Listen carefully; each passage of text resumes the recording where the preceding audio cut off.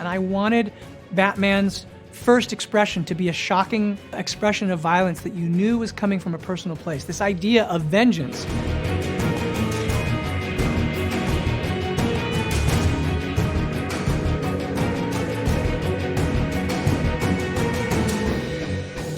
Hi Matt, greetings Hi. from Indonesia. I'm Chelsea from Cinema 21, so happy to virtually seeing you today.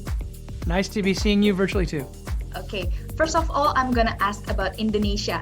Happy to read that the choreography scene using Indonesian style of fighting. Is that true? Can you please tell us more about it? Gosh, it's mixed martial arts, right? And Rob Alonzo, who is our fight choreographer and second unit director, who is amazing, he was a fighter. And so what I said to him was that I wanted, to me, the fights all had to be very personal. And they needed to be very tactical. I didn't want them to be sort of balletic or something that was just about style. I wanted it to feel very purpose-driven.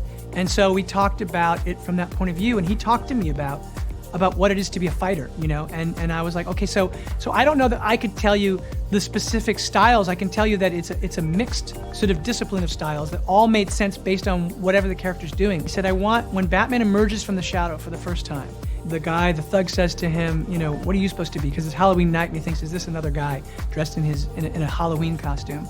And he's going to unleash. The scene I was thinking of was from the Martin Scorsese film Goodfellas, in which Henry Hill, Karen, who he's involved with, gets sort of assaulted by the neighbor, this guy across the way.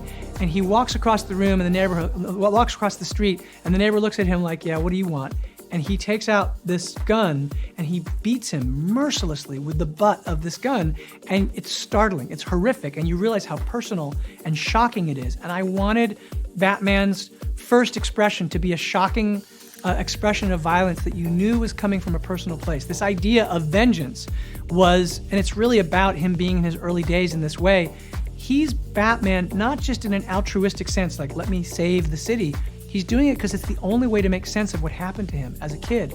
And I don't think even he understands the degree to which all of this is happening from a very, very personal place. So the fighting, I wanted to come from a very visceral, personal place, and I wanted it to be believable and real.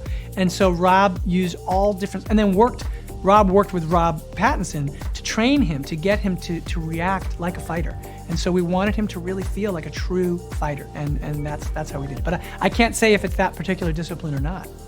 Okay, is there any tips for the audience and fans so they can have the best possible experience watching the Batman? I mean, for me, it's really about seeing it on the big screen. What I tried to do was to make as immersive an experience as possible. And I think with the Atmos sound and the way we shot this film on, with the Alexa LF, like, this is a big screen experience. And for me, the idea of having this kind of almost Hitchcockian thriller experience where you're in the shoes of this masked vigilante as he goes into this corrupt place and has to fight all this sort of crazy, wild torrent of sort of criminal violence. I think to experience that sort of mythic spectacle on as big a screen as possible is what I suggest. I think that's the best way to experience it.